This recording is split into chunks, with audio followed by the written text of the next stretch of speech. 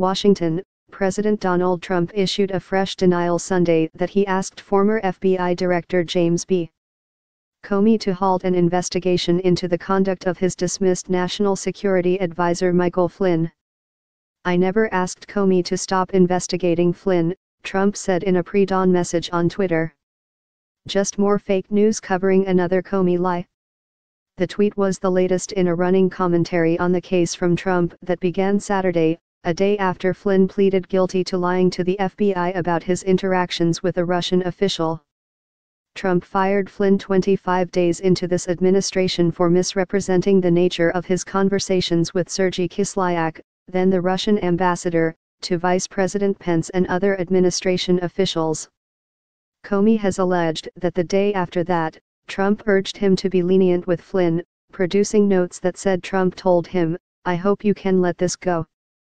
Trump stoked the controversy with one of his Saturday tweets in which he said part of the rationale for firing Flynn was that he had lied to the FBI. "I had to fire General Flynn because he lied to the Vice President and the FBI," Trump wrote in that tweet.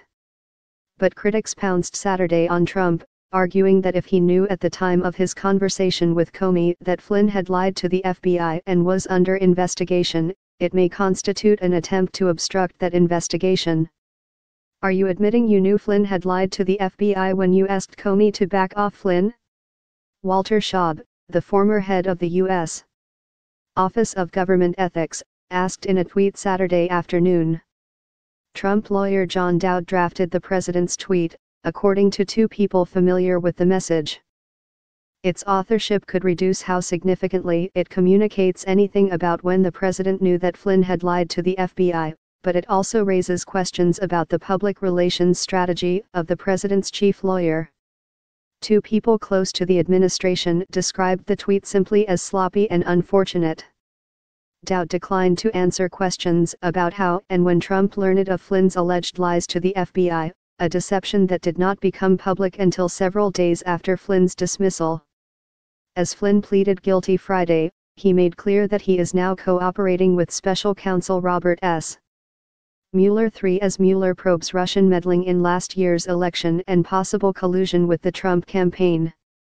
Flynn's decision to cooperate with Mueller was widely seen as a sign of increasing legal peril for other White House aides and perhaps Trump himself, as the investigation has expanded beyond potential collusion with Russia to include obstruction of justice and financial crimes.